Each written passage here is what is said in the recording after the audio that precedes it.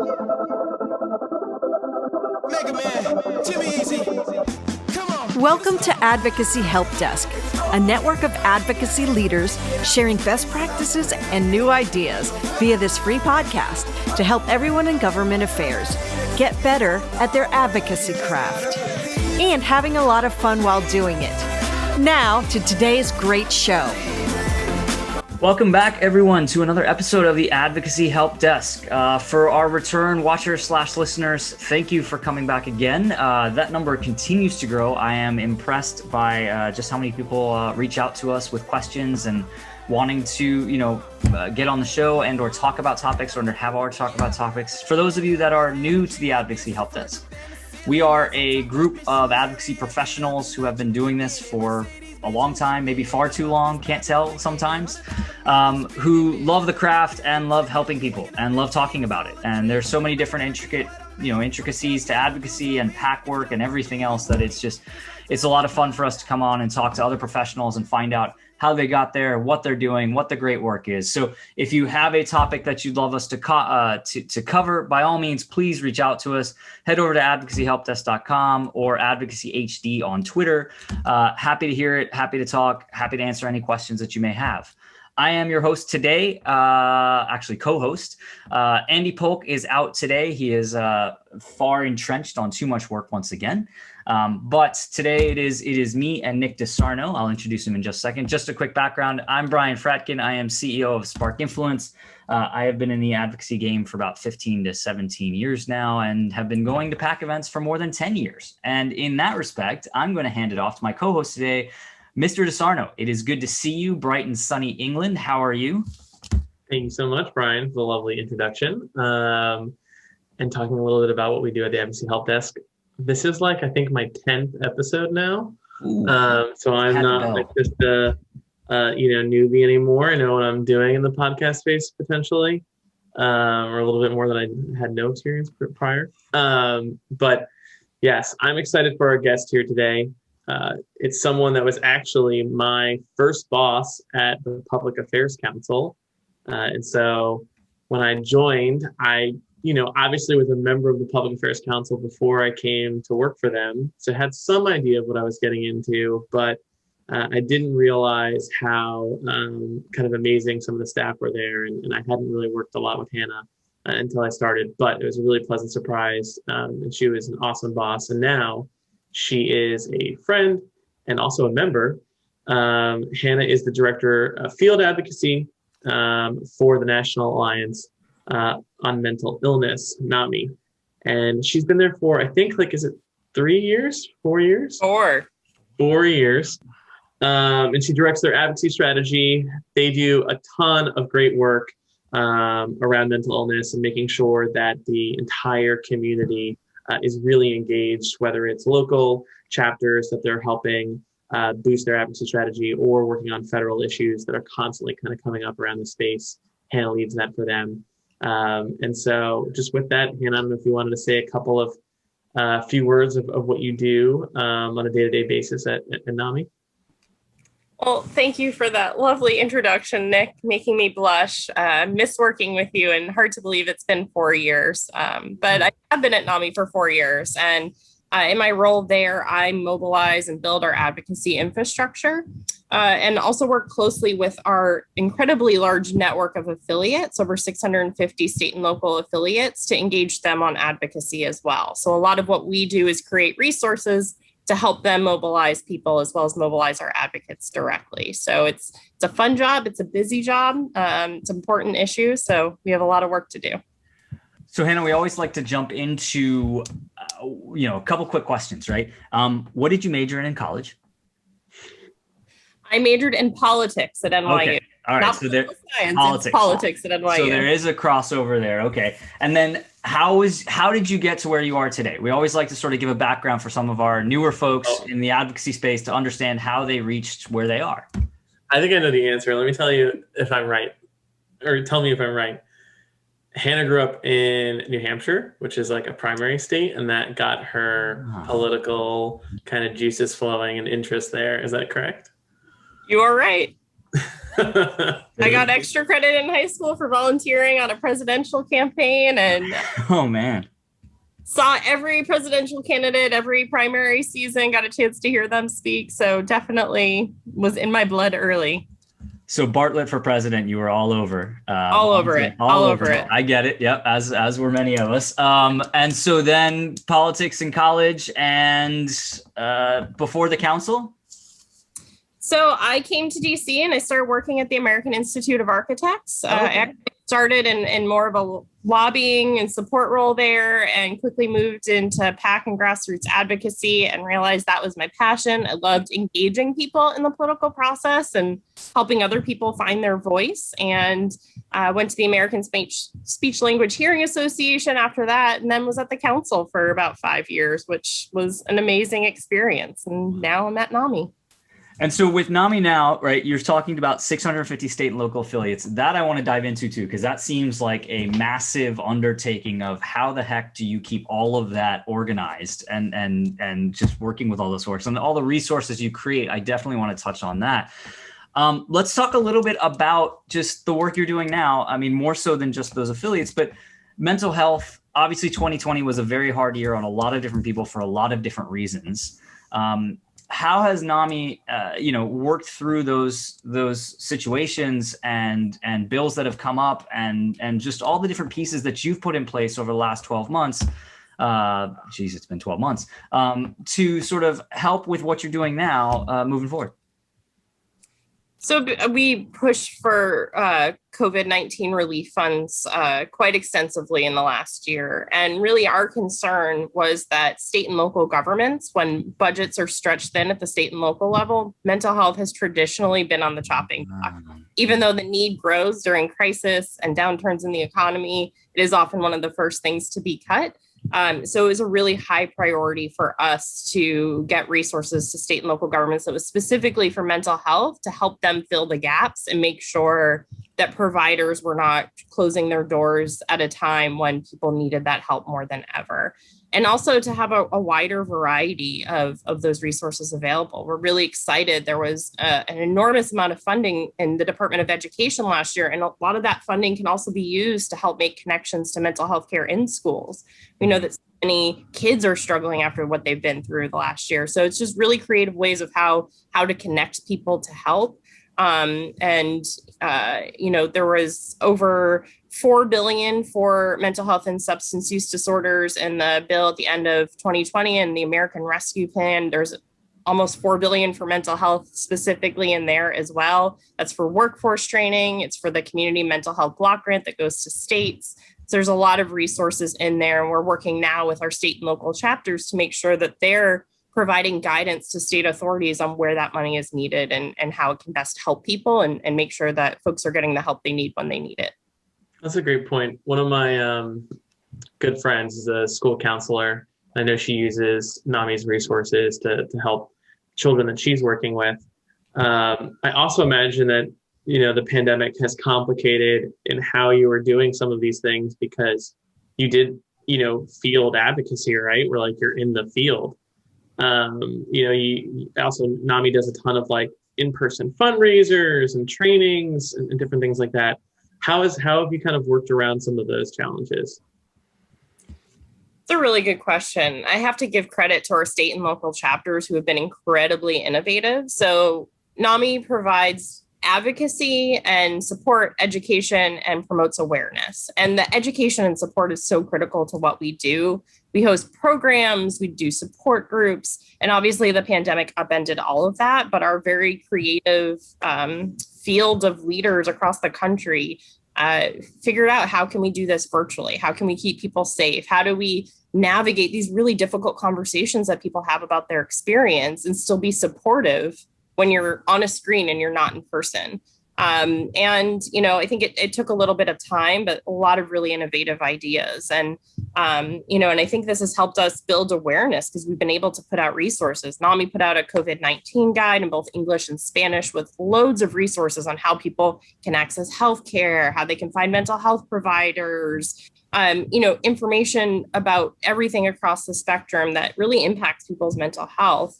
But I think our state and local affiliates have really, where the rubber meets the road, and they have been there helping people get through this and have a place to go that's safe and supportive. And, just pivoting, we have walks events across the country that are a huge fundraiser for the organization, the whole alliance. And so, those went on virtually, and it was NAMI Walks Your Way. And so people could do any activity they wanted to do in place of joining a big group walk. So I think there's just been innovative ways to still try to build that community, because I think that community is so integral to what we are as an organization, of really being that safe space for people and really doing the work to help people build better lives. So I feel like our national office has done a lot of things, but so much of that credit goes to the state and local folks who work endless hours to make it possible, which makes my job possible. Congress knows who we are because of the reputation we have in communities. And you also, I think you look to digital advocacy a lot of times as well. I know you have a Twitter handle for the association, but you also have one that's specific to advocacy, and it's really well done. I know you're looking for some followers this week because it's the last. What is that Twitter handle? I'm sorry. A big push. I think it's NAMI Advocacy. You can follow us on Twitter. There it is.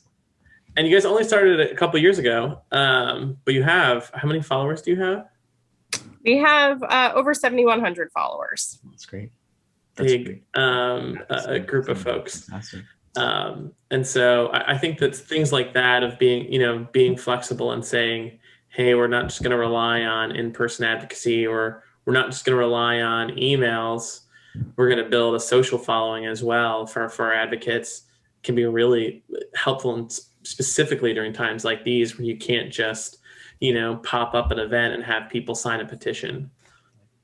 Right. Yeah, exactly. I think it's been a good avenue for us to push out different engagement opportunities, but also engage with members of Congress. We really try to, just talk with them on Twitter when they're talking about mental health, and share resources. And ahead of all of the many awareness months and weeks that happen throughout the year, May is Mental Health Month. There's Mental Illness Awareness Week in the fall. There's just other events. We also try to provide resources for them that aren't about NAMI, but are about mental health, because we want to make sure they have resources to help their constituents. And I think that's been a really beneficial way for us to build those relationships with congressional offices, but also provide resources that ultimately serve our mission, which is to help people with mental health conditions. So it's been really helpful for us as well. I love how you've centered a lot of the conversation already just on the resources that you guys provide. And I think that that's sort of a real avenue that or potentially not every organization does is they say, oh, we provide this PDF, we provide this, but it sounds like you guys are building out these libraries of resources so that you're sort of the conduit and not the destination necessarily, but the conduit for others to take it and run with it. And I really like the one they're talking about with regards to being a resource for Congress and providing those resources there. So it's not just obviously the numbers and whatnot, but it's also, you're going to get phone calls. It is COVID times. You're going to get phone calls about people who are distraught, who may be unhappy, who may need that sort of assistance. And they turn to somebody, and that somebody may be the congressperson. And so how do you respond to that? I think that's a fascinating different sort of method of being there for those folks and being that resource that not everybody's thinking about. Yeah. I think we have a philosophy of no wrong door, right? So how can we get those resources out any which way we can? And this is a way that's mutually beneficial for us with members of Congress. It helps us help people, but it also helps us build relationships with Congress, and it helps them do their job in helping constituents. No wrong door. I like it. Go ahead, Nick. I want to touch on something that you said too, because I know, I follow your Twitter handle about, just kind of taking opportunities to highlight when issues around mental health come up. And I know in Prince Harry and Meghan Markle's interview, they obviously talked a lot about mental health. And Prince Harry for a long time actually has been involved on that topic, but before Meghan. And, it was just really interesting to see. I think it was you guys who tweeted out something like, this is really important for people to pay attention to, and here are some resources and stuff like that. And I think it's really great when organizations can look out, beyond just what, is going on in DC and actually say, hey, this is coming out in the news, and other people might have questions about it. If a princess is struggling to find resources, other people are too, probably. And this is why, our work is so important. Yeah. And I think we viewed that as something that helps us in our goal to get rid of the stigma around mental illness, because I think the last year has helped a lot with that, and that so many people are realizing that anyone can struggle with their mental health. I think this year has put a strain on almost everyone, and so many more people are experiencing symptoms of anxiety and depression. But to have somebody at that level speak about their experience, it's important to echo that no one is immune from this. This is not something that is because of weak character or upbringing. This is a health issue. It can impact anyone, just like any health condition can. That's a good point. So kind of going forward, I know obviously there's a lot of talk about infrastructure, and you might have some priorities in there, but what are some of the things kind of that you're looking forward to kind of advocating on in the future? And are there any specific things that you think are going to be particularly helpful for those who are also advocating in the healthcare space? So a big priority for us has been crisis response. For too long, people who are experiencing a mental health crisis, their only response is law enforcement. And it's kind of perpetuating this criminalization of mental illness when, again, people need medical help. So last year, Congress passed the National Suicide Hotline Designation Act, and that'll make the 3-digit number 988 available nationwide by July 2022 for people with mental health and suicidal crises. It connects to the existing National Suicide Prevention Hotline, which will now have a larger scope, including mental health crises. So for us, we want to make sure there's help on the other end of that. And we know that the mental health impact of the pandemic is going to have a long tail. It's going to last longer than people going back to work and going back to school. People have experienced a lot of trauma and upheaval.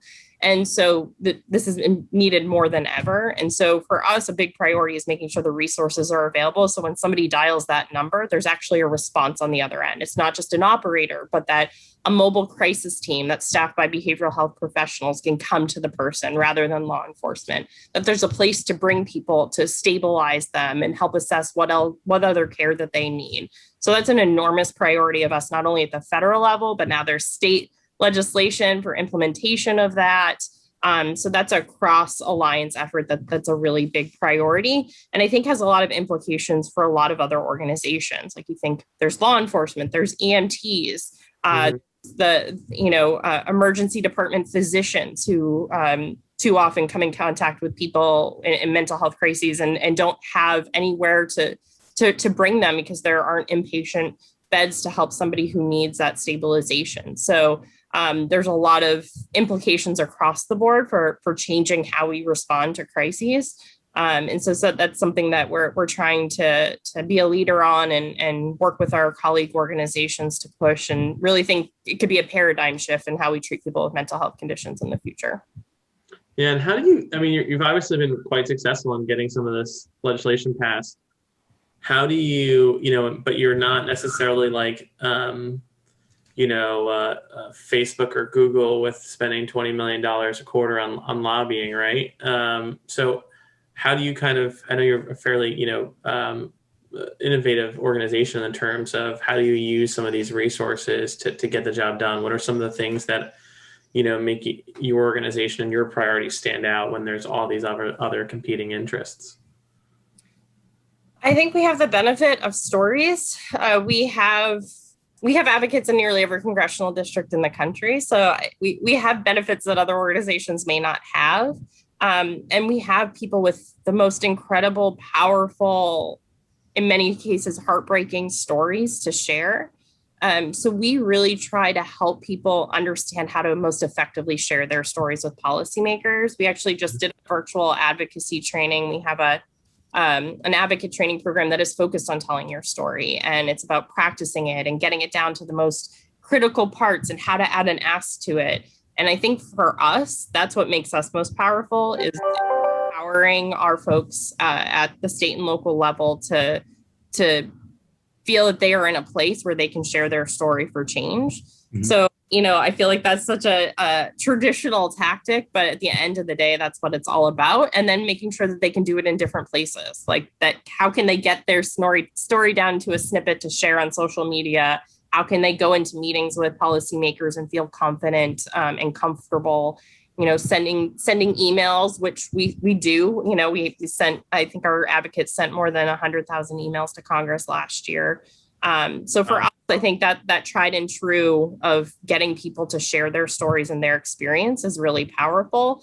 And we also, we work in partnership with our other mental health organizations. So on this crisis response and 988 work, we're working very collaboratively, and we all partnered last year to get the bill over the hump. We did a national day of action where all of us were pushing out messages to all of our advocates on a single day to kind of barrage Congress that they had to move this legislation, and it passed less than 2 weeks later. So, wow. I think amplifying our voice and getting it concentrated like that really helped too.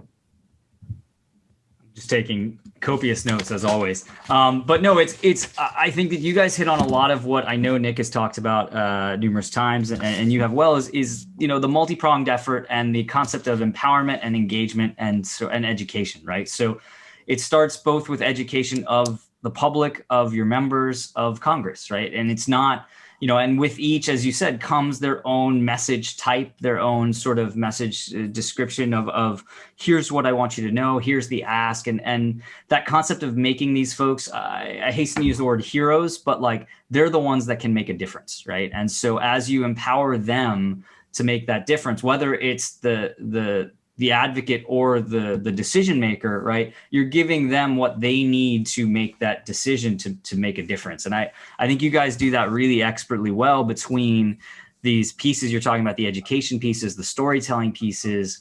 What are some of the other foundations? We talked about your social presence. We talked about sort of your state and local affiliates, and managing that sounds crazy. And you've got your advocate training. What are some of these other sort of foundational pieces that you have as part of your program that others could sort of pick and choose what they can at least bring into theirs? Obviously last year was a big election year. And so we did a big Get Out the Vote initiative for mental health, which we had done in the past, but had never done to this extent. And we had a pledge people could take to vote for mental health, which we're a nonprofit organization. We're not telling people how to vote. We're telling them what issues they should be thinking about and what issues they should be asking candidates about to make their own informed decisions, and then giving them the tool to actually vote.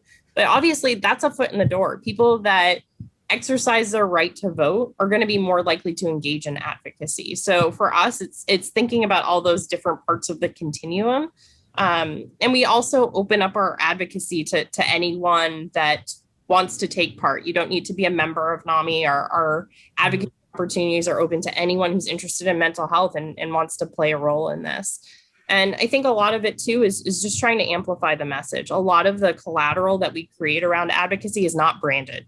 We don't brand it to NAMI. We want to make sure that our partner organizations and influencers, anyone feels comfortable sharing it.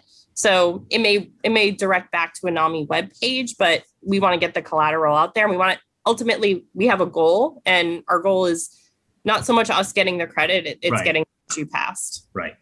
Do you ever, great point. Do you ever engage like celebrities or like public figures around this? Because I know some other nonprofits have, and I think there's kind of some upsides and downsides from doing it, right? Like you can sometimes live and die by certain like influencers in the space, but I'm just kind of curious if you've ever thought, I'm sure you've thought about doing it, but if you've ever. In NAMI, I feel like it's an embarrassment of riches. We have a lot of really wonderful celebrity ambassadors. I'd say we work with them most on awareness. So just a lot of awareness around kind of mental health month and mental illness awareness week. Trying to get the message out and kind of normalize mental health conditions. So I feel like that's been our focus, and we have been thinking about how do we connect that more with our advocacy work. And it's something that is an area that we haven't been as strong in, but something definitely want to look to, because I have seen other organizations be really successful in leveraging that in messages to Capitol Hill and hearings and in other ways of kind of amplifying that advocacy voice. And it's something that we've really just tried to keep it more towards our awareness work, but have talked to a lot of influencers and celebrities that are really interested in the advocacy side. And it's really finding that right connection, to make sense and make it effective. And I imagine you guys almost have, like you talked like the embarrassment of the riches, of like sometimes people who are so passionate about this issue that your job is not necessarily getting them fired up and getting them convinced to be engaged, but harnessing that kind of emotion and power and drive to the right lawmakers or the right places or inflection points where you can actually move legislation and stuff like that. Is that something that you find yourself doing at NAMI? Yes, I would say we have no shortage of passion on our issues. If people are involved, it's because they really care about it. They have personal experience themselves. They have a family member, a friend. It's something that they are incredibly passionate about. So it is really about harnessing it and teaching them how to be most effective. And so our advocacy training program is very much about that, about kind of, if your story makes you too emotional, that can make your audience shut down. And so that's why practice is important. That's why kind of pulling out the highlights, but not going into a lot of detail is important. We even say, you're meeting with a policymaker, they aren't your therapist, it's keeping it those really high level points, because it's hard for all of us. One of the things we say in that training is that you could probably write a book about everything you've been through. And for a lot of people with mental illness, that's true. It takes a long time to get the help that people need. And so it is really about kind of harnessing that and making it most effective, and also just teaching people where they can use their voice. Because if you haven't done it before, I think that's the hardest thing, is to realize how you can reach policymakers and that they actually want to hear from you. And I just love when you see that light bulb go off. And that's why I do miss in-person fly-ins, because I love watching that light bulb go off for people when it's their first meeting with the congressional office. And they realize this isn't that hard. I can do this, and you do want to hear from me. I have something important to share. You kind of lose that a little bit in the virtual, but that's something I look forward to getting back to one day. I actually remember, I don't remember what year it was, but it can't be that long ago. It's only been there for 4 years, but being on the metro and seeing some of your advocates and being like, hey guys, I know Hannah who works there. Do you know Hannah? And I'm like, oh my God, I work with Hannah. For flying, thinking like, oh, I can't wait to get, just in a space where there's other people, will be nice one day. But sure. Just kind of, is that a big goal for you, is just making sure that you go back? Because some organizations are saying, actually like this virtual advocacy day, we can get more numbers. It's cheaper, right? Like we don't have to have a hotel room block and, space in some locations in DC. Is that something, my dog's now leaving. For the folks that are always like watching us on YouTube, you do get a great view of my dog's day. Is that something that you're going to say like, next year or, whenever it is, whenever it's safe, this pandemic's over, like we need to go back and have boots on the ground in DC? So I think we're looking at it as a both and. Mm-hmm. Definitely see the value of virtual, and that it allows us to get people engaged that we never could have gotten to DC, that we either didn't have the funds to pay, or they were too busy, or, in whatever it may have been, that there's always folks out there who either have incredible stories or have incredible relationships that we just weren't going to get to a DC event, but that this virtual opportunity allows us to connect with more people, and being in some virtual meetings with members of Congress over the past year about COVID relief, hearing some of those stories and connections that we have out in the field has been amazing. But that we also realize that there's value of that in person. Doing an all-day advocate training online is hard for anyone. I'm not great sitting in a, all-day training online. I get distracted.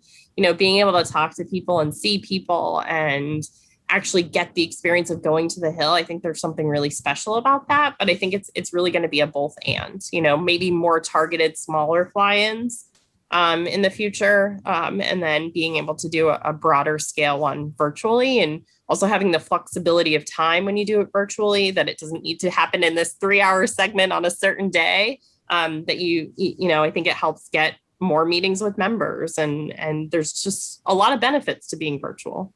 Yeah, I mean, if you're doing a virtual fly-in and you're still limiting yourself to pushing all your meetings to a certain, afternoon on a Tuesday when Congress is in session, I think it's a poor idea. And I've seen organizations say, like, we're going to take the whole month, we're going to take even longer than that.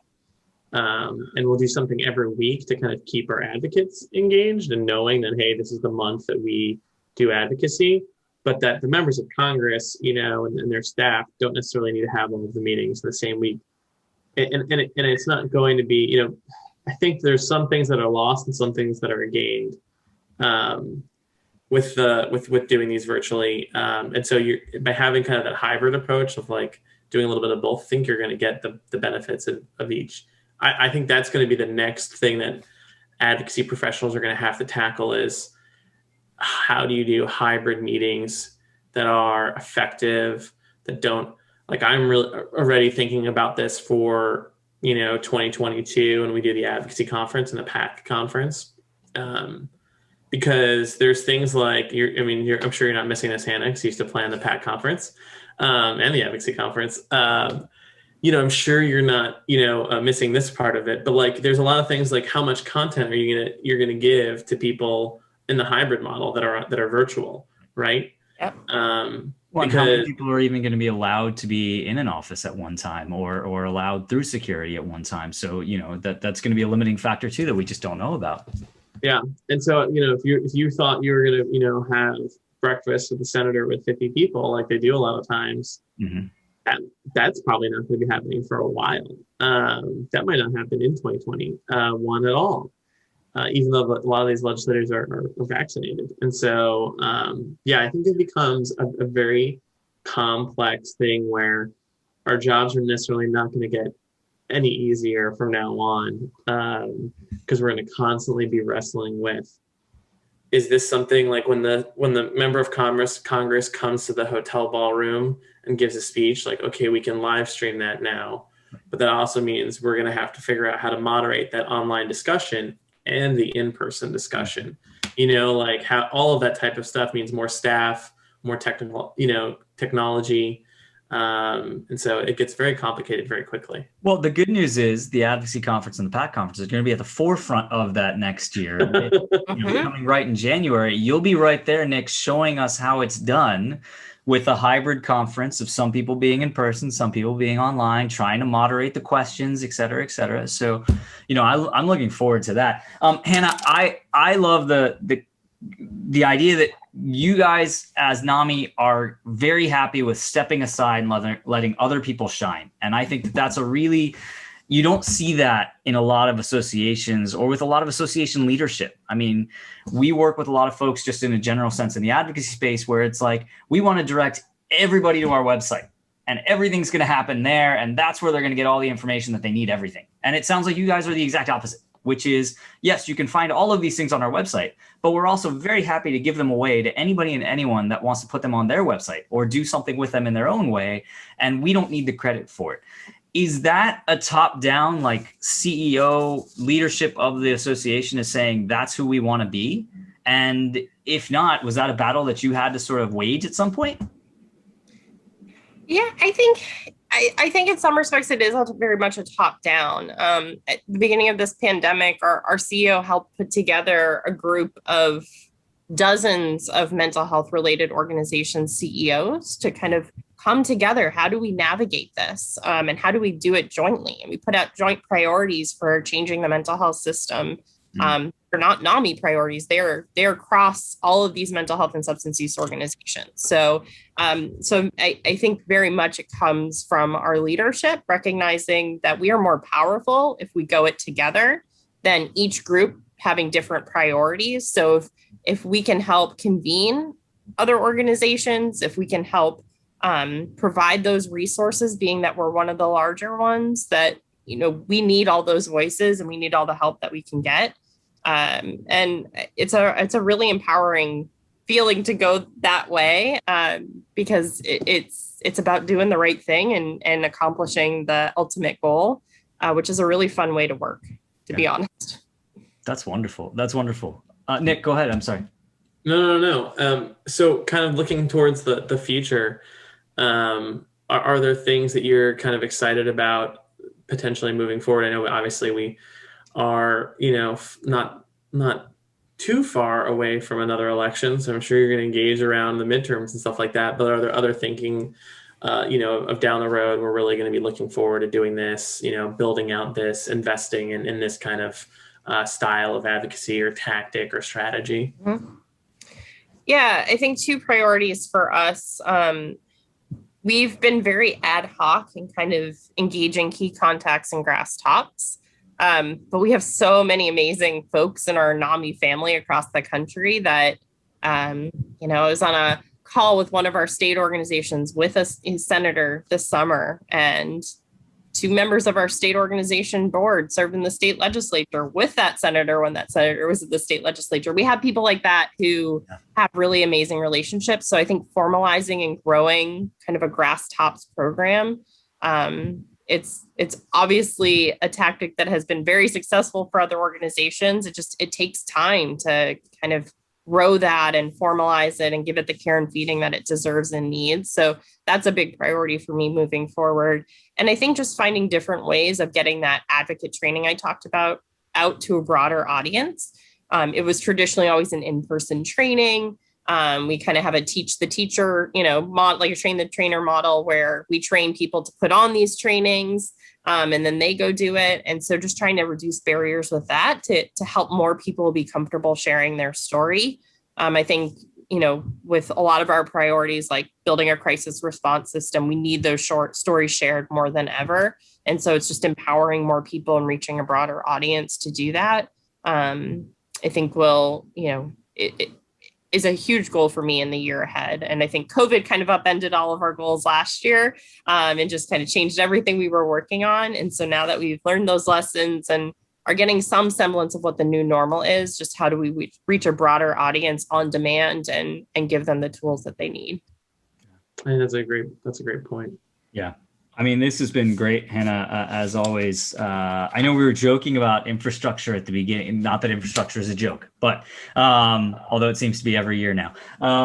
It's here we are, infrastructure. And so just quickly with that, because what I loved also before is when you mentioned the CARES Act and everything else, and everybody is thinking about this part of it, but you guys are thinking ahead in terms of the first place that gets cut is mental health services. And so how do we ensure that states have the money they need for their other projects so they don't come looking here?